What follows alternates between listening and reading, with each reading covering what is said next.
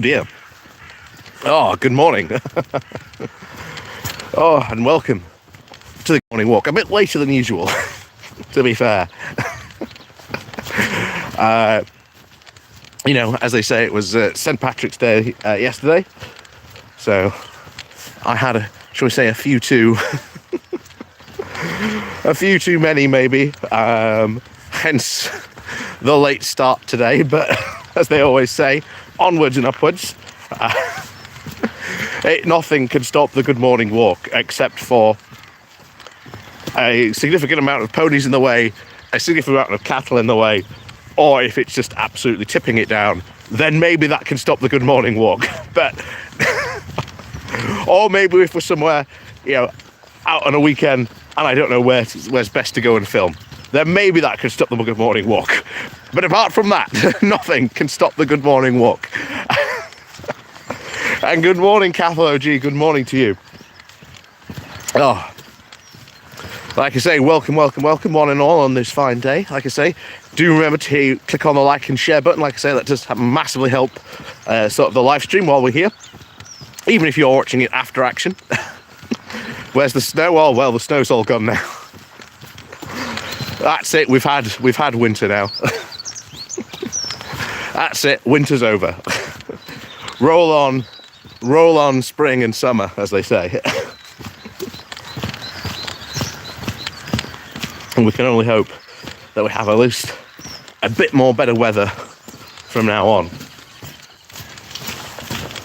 But I suppose we should start off today's show with a bit of news. Obviously, you may have heard, certainly last night, but certainly fully announced and confirmed this morning, that of course, hang on, there we go.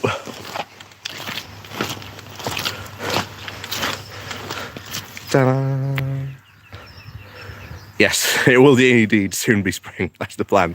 Of course, got a bit of a pony over the fence. Oh.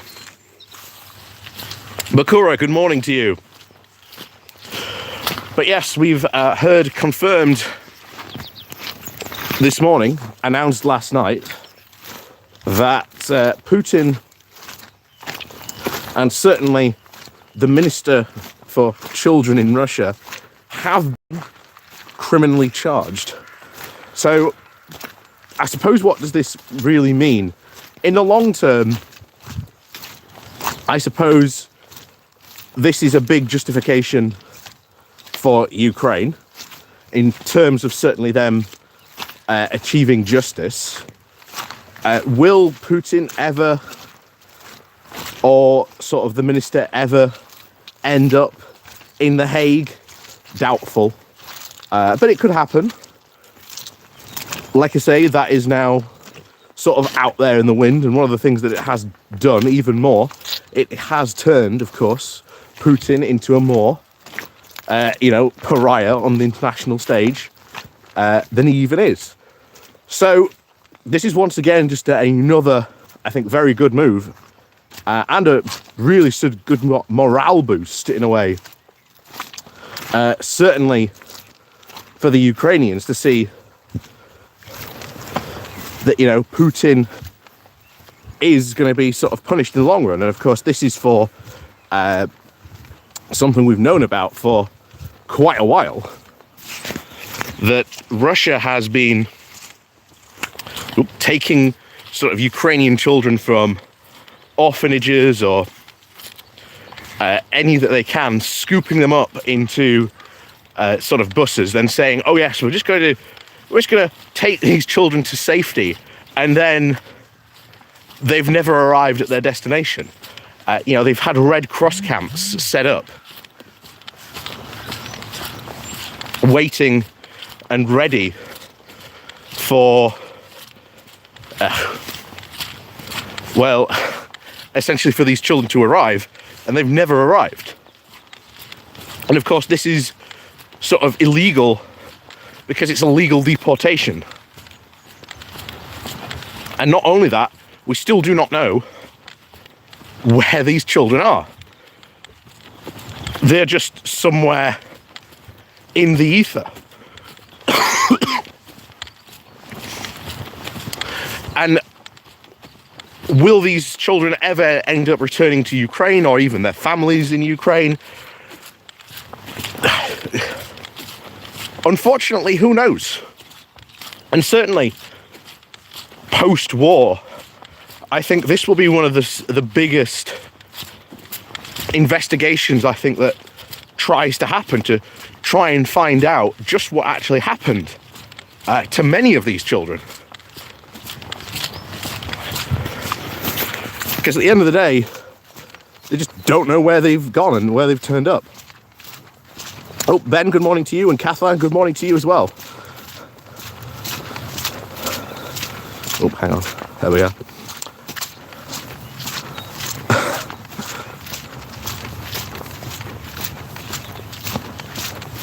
So, will he ever sort of face trial? Will he actually ever face any sort of justice?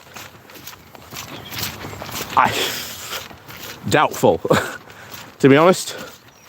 Unless Putin generally gets couped, I doubt he will ever sort of face any real form of justice, that's for sure. But the other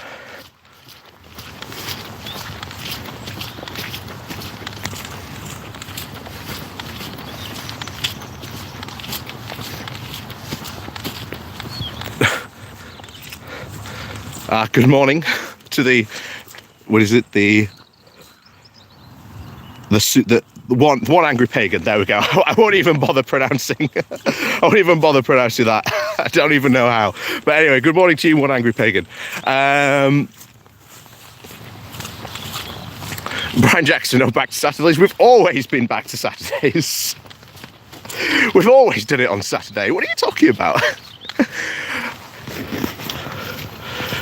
Quartz, good morning to you from the Netherlands. Good morning to you. But yes, certainly this goes on. But the other interesting thing was, I don't know if you saw, it was trending on Twitter very, very briefly.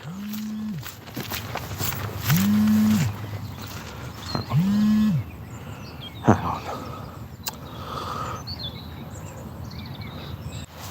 There we go. There we go. Sorry about that. Someone was just messaging me there, and I just had to quickly return the message. But yes, anyway, yes, we're back. So one of the other things I really wanted to talk about, or at least the interesting thing that seems to be happening now, is you've seen throughout this war a lot of social.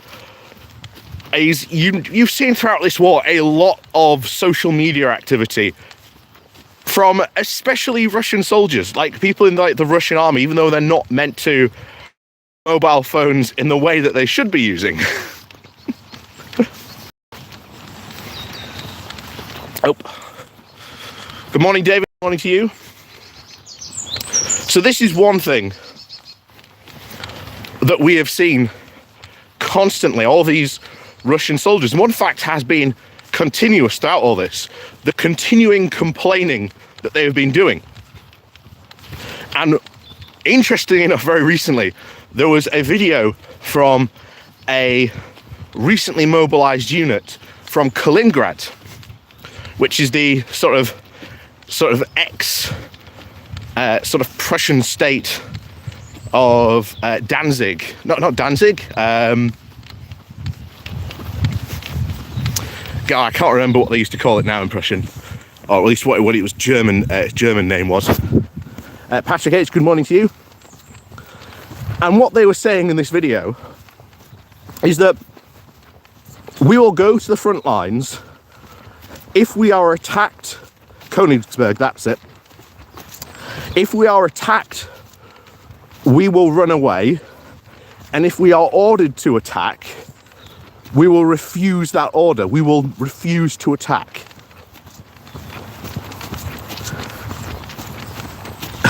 Now imagine this. for a second that you've got a massive Russian unit openly admitting, yeah, if we get attacked by the Ukrainians, we're going to do a runner.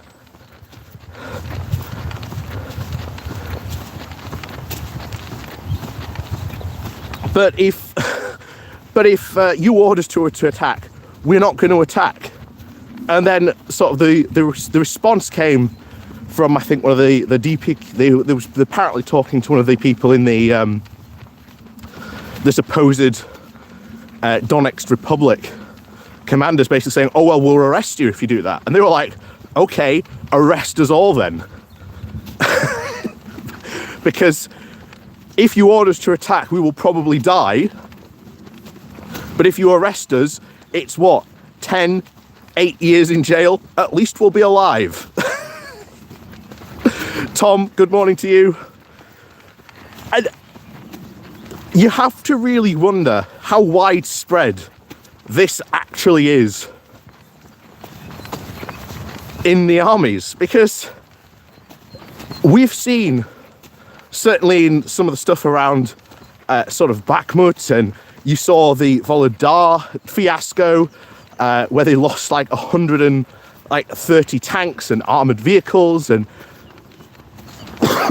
supposedly only about like 30% of the unit was left. And if you've taken that amount of casualties, that unit is pretty much no longer combat effective. And it's very obvious this message has been spreading through all the different ranks in the Russian army, that our commanders are incompetent and they're causing massive losses. How long before this really starts to affect their defense and how they do it? Because the Ukrainians are going to go on a big counterattack this summer. It is absolutely guaranteed. And when they do, in all likelihood, some of these Russian units are just not going to stand and fight. They're going to up sticks and run away. Now, that's not going to be all of them, of course. This is why I said, how widespread is this in the Russian army? That's the interesting thing that we will probably find out very soon. Number 3, good morning to you, and Pretty Bird, good morning to you as well. Good morning to anyone else who I've missed. Like I say, good morning, welcome to the Good Morning Walk. But of course, the other thing we want to talk about is it's almost Windsor time. Yes, Wednesday is Windsor Framework time.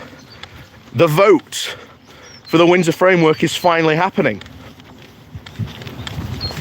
And there was a bit of umming and ahhing. There was a bit of umming and ahhing about, will Sunak actually take this to a vote? Will he do it? Will he put this bill before his MPs? Will he risk a rebellion? And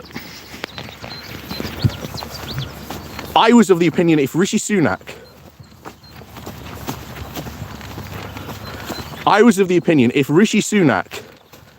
is going to do it, if he's actually going to do this,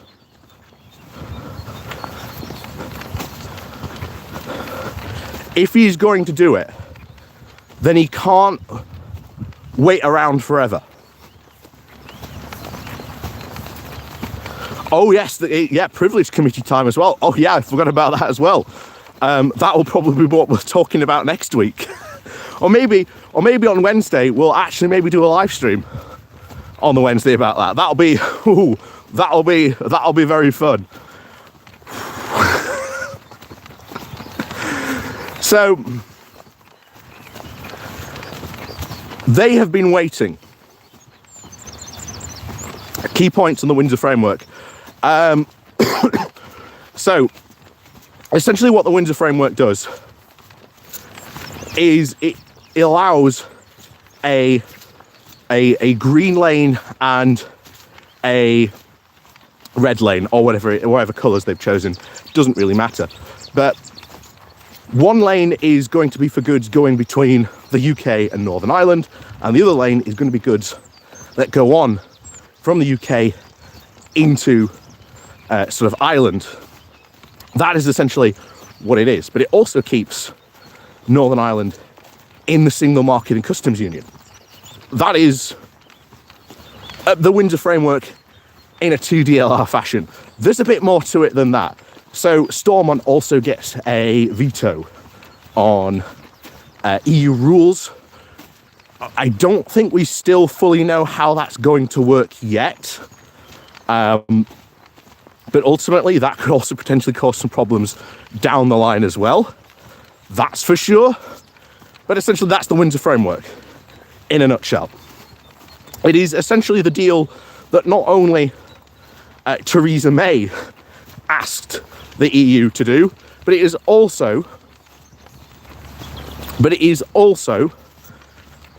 one that the EU has offered multiple times as well.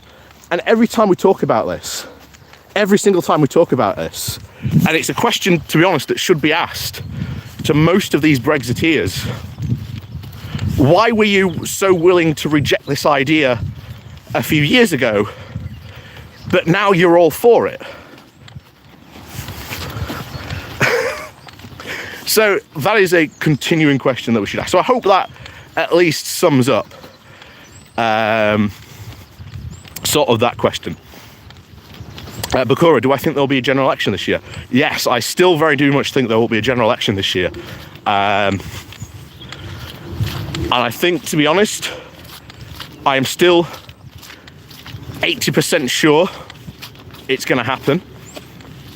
It just depends, I think, now on what happens at the local election, and we'll see what happens from there. But I will still be very shocked by the end of the year if we get to it and there's still a general election. But anyway, back to the Windsor framework. So this deal has now been put forward by Sunak. He's done the deal and he's sort of put it out. He's given them at least a bit of time. That's for sure. Because I think if he had rushed through it, if he had done it at the weekend and then gone straight into the vote, I think there would be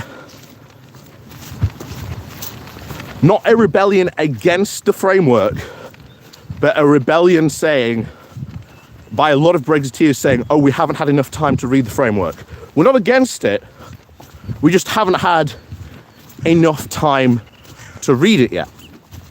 And by the looks of it, the ERG still really haven't come out saying what they think of it, and neither have the DUP. Well, they have, but the DUP's excuse is going to be anything that allows them to, well, continue their current chaos carousel. Because that's essentially what the DUP want. They just want this continuing carousel of chaos, just to not accept anything that is offered until they get really what they want, which is essentially pretty much full political control in Northern Ireland and a hard land border. And that ain't going to be accepted, full stop.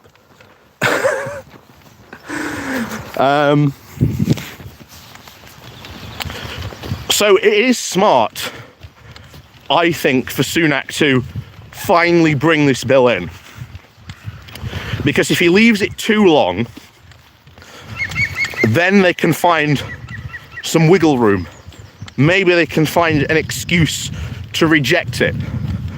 And as we're hearing, currently at the moment, Downing Street has come out pretty confidently, according to the reports, and said why they're doing it now is because they're confident that only about 20 or so MPs would rebel. And don't get me wrong, 20 MPs, still a bit of a big number, but it's manageable. You know, they don't have to rely on Labour to pass it. And it's still, by the looks of it, going to pass by a significant amount that it allows them to go. You see, we've passed it unanimously, almost, in a way. So it's a smart move that is coming now to the Dakota. Daily Mail sources saying that the ERG bill says does not cut the mustard. Article from SD. Well, yeah, of course they're going to say that, Tilly. But this is another thing that we've got to talk about is this bill itself. This whole new deal has split the ERG because you've got people like Steve Baker, the head of the ERG, saying, yeah, this deal works. This is a good deal. And then immediately bursting into tears. And as we've said before, there was rumours that him and another couple of Brexiteers were seen in a corner of Westminster, sort of toasting the end and crying about that this is the beginning of the end for them. Or this is the end of their project, that they can't sort of sustain this revolution that they wanted to start. And it was always going to be the case. But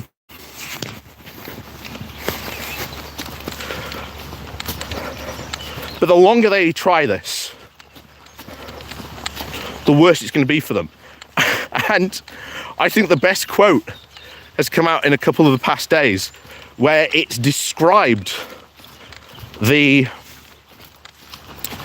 ERG as essentially being Japanese soldiers in the jungle after the end of World War II, still thinking there's the war on. Because the Conservative Party is fed up of Brexit. Well and truly fed up of Brexit. In fact, today I am going to make a video on certainly the interesting interview that Jacob Rees-Mogg did on GB News, just to watch him squirm. That's for sure. Because they are fed up of talking about Brexit. It's clearly failed. It's clearly not gone the way that they wanted. And Liz Truss's big plan to create this libertarian, free market, fundamentalist UK, the Singapore on the Thames, which Jacob Rees-Mogg and other Conservative MPs still want, they still talk about, that's what they want to do for the UK, is not a view widely shared even within their own party. And I think the rest of the Conservative Party has had enough of dancing to their tune. Even other ERG members and other pro-Brexiteers have started to question a lot of the big Brexit bills we've had in the past couple of months. The Northern Ireland Protocol Bill, massively questioned, massively amended by Parliament. You then got the EU Retained Law Bill. Again, multiple Brexiteers saying this bill is not necessary. It's not fit for purpose. This bill does not make sense. And now you've got the Windsor Framework that has split the ERG. You've got some ERG members saying this bill is great, this deal is great. And yet, only a couple of weeks ago, they only like literally a couple of months ago, maybe even two or 3 years ago, they were saying, no, this type of deal won't work. We don't want this deal.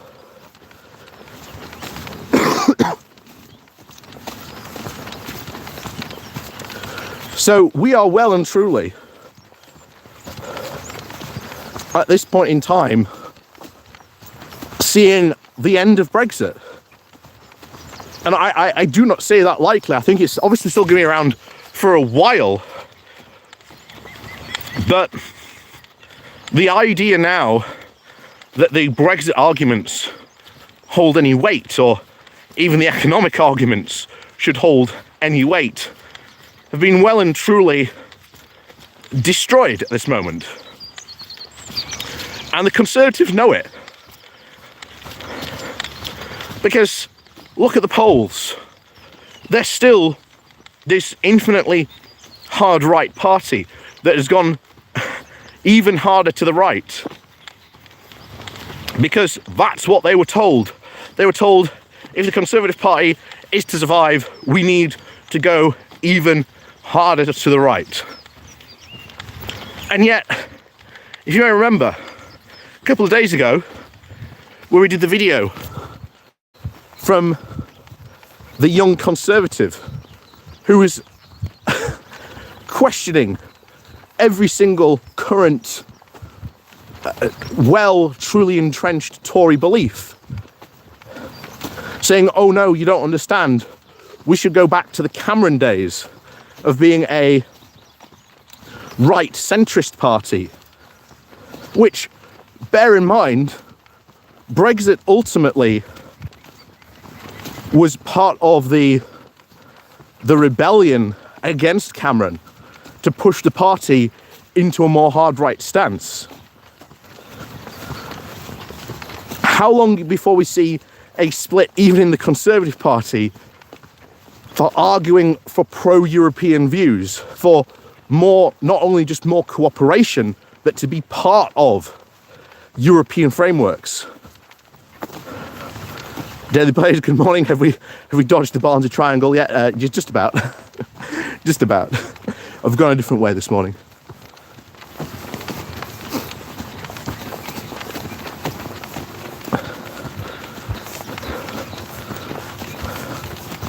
So it comes into a very, very unique situation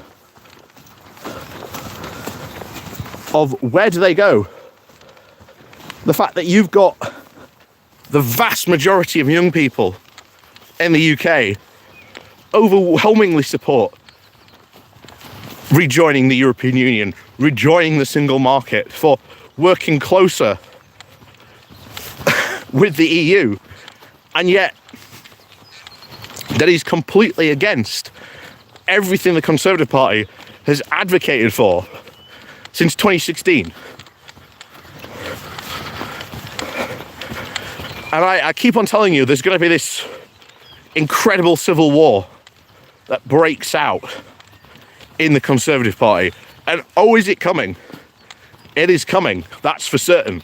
We've seen the minor skirmishes take place over the past couple of years. But it will be when they lose the next general election. When they lose, Sunak is going to get tossed. There's going to be an almighty push, certainly against this hard right faction that has brought them to this. And it will be messy, that's for sure. And trust me, we're going to revel in every moment of it. We're going to revel in every moment of it. And of course, by that point, we'll probably have to start, talking about problems in the Labour Party. And don't get me wrong, there are problems in the Labour Party. I think the whole selection process at the moment is wrong. Starmer's done that completely wrong. I think it's very much a reaction to sort of what Momentum did, and then you've got the hilarity of people in Momentum arguing that what the current Labour Party is doing is wrong in this election, when they were advocating doing the exact same thing to any, Labour MP that wasn't a socialist. All I can say is sometimes, when it's a turnabout, it might be fair play. You might not like it, but hey, they were advocating this when they were sort of large and in charge. Again, the bizarre fortunes currently of the Labour Party, but Starmer's will ultimately take control, and he's not going to be as left-wing as I think most people would like, read into that heavily socialist, but I think he's going to do a lot of good stuff. You know, the Sovereign Wealth Fund, I think it's a really good idea. I think creating this nationalised green energy production unit is going to be good. And bear in mind, that's based on Norway's green energy sort of unit they have over in Norway. And Norway, I think, I saw on a TV programme last night that I think Norway has about 80% of its energy is like renewable energy. So if Norway can achieve that with a similar program, then well, yeah, why not? And of course, I've always said you've got to be in the party and then you can influence it. You know, push for progressive values. And in any, certainly with Labour, because it has to be a big tent party, has to be. So it has to get all people from the left. It has to get all people from the left. And I know that upsets a lot of people when we say this, but you have to sort of capture people from sort of like left centrists to sort of progressives to sort of, you know, liberals to sort of social democrats to, you know, socialists, right through the left political spectrum. Labour has to appeal. And unfortunately, as we said before, our system, our voting system, does not reward focusing on one particular area of the party. Like I say, there are a lot of people I've seen arguing on conservative forums that they feel politically homeless because of the turn certainly to the hard right turn that the Tories have done. So the Tories are going to feel that in the next general election. They ain't going to like it. They're ultimately going to lose hard because they've decided to take this hard right turn. And as many of the, you know, Tory MPs balked the ideas of David Cameron of moving the party to a right centrist party, you know, and cleaning up the whole nasty party image of the party, that idea was balked at. Yet he won based on that, and that is what he did. And of course, what happened? Well, Brexit happened, ultimately. And not just that, but a big push from many of the people in the Tory party who want a harder right-wing version of the Tory party. And the thing is, now they've got that. Now they've got that exact party they want. They have alienated a lot of people on the right. You know, centrists aren't going to vote for the party. Right centrists feel that, again, the party is too right-wing for them. People who are sort of, you know, light Tory, that maybe would, you know, flick their votes between the Lib Dems and the Tories, well, all of a sudden, they're not going to vote for the Tories. They're going to vote for the Lib Dems. And this is how you annihilate a political party. It was a shift in a way that has completely misunderstood the British public and their sort of feelings on this. And I saw someone's comment about our voting system. I agree, we need to change the voting system. I think that's what Starmer should do. You know, I am 100% Starmer should change the voting system, or if he doesn't want to change it for Westminster, you know, abolish the Lords, make it a House of People's Representatives, and get them voted in by PR. that will have a big change in our politics. That will certainly have a massive change in our politics. That is without a doubt.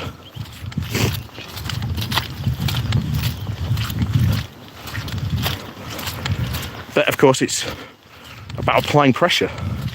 We're seeing PR more and more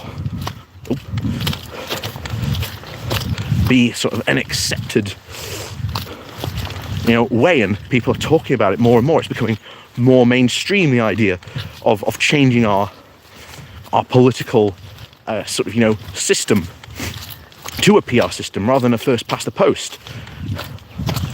I think the more we see that success, the better it is. Because remember, Labour for PR, the organisation that drove a lot of this change, especially in the Conservative Party, in the Labour Party, was laughed at, saying you'll never achieve this, you'll never do it. And yet they've done it. They've got it voted in as to have a Labour policy proposal on it. And here's the thing, what they need to do now is do that every national conference. Just get that voted in again and again and again. Just get it cemented. Get more MPs on their side, which they are slowly but surely doing. And that is how you make political change. A lot of people think that it should just happen now, should happen fast, but unfortunately, big national policies like that don't happen overnight. They take time. So I'd still say we're a couple of years off really getting that, but this is where you have to start with these ideas. And if you don't start like this, well,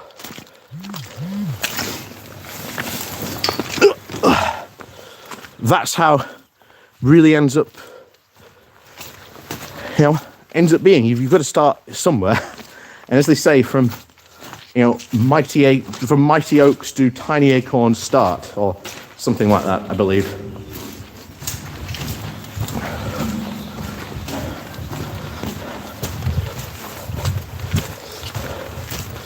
But any political movement has to start small, has to build big, and it ultimately develop on it. And that's what we've seen throughout all this. Eventually developing.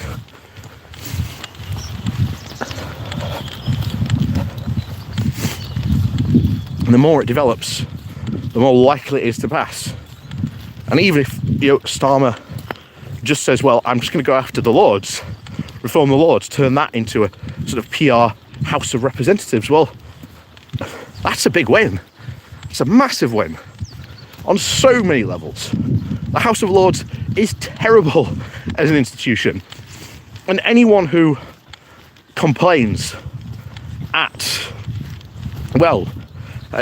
how bad and corrupt Westminster is, I'm very shocked that often they don't seem to pay any attention to the corruption, the ridiculous nonsense that goes on in the House of Lords on a weekly basis. And I do mean weekly basis.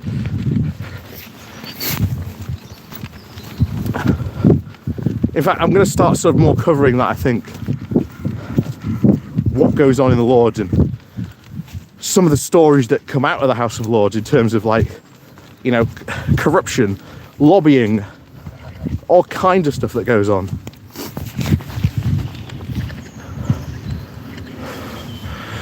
But yeah. So, that's your lot. Like I say, Wednesday is going to be a big day. We've got Windsor framework voting. We've got, obviously, the committee that's happening, the committee hearing happening on Boris. Wednesday's going to be quite a busy day. Wednesday's going to be an incredibly busy day. I thought it was chewing on my hood then. But yeah, that's that's what we see. That's what we're going to start to see. Wednesday's going to be an incredibly busy day. I think Monday and Tuesdays we're probably, maybe on Tuesday we might see some pushback from like the DUP or like the ERG, more probably from the DUP than the ERG. I think the DUP are, like I say, determined at any point just to reject it. I mean, to sum up the DUP's rejection at the moment is, we've all agreed to go on holiday, we've booked our flights, we've booked the accommodation, and yet here comes along, you know, the DUP to say, that's a great start to planning your holiday. But I think we can do better.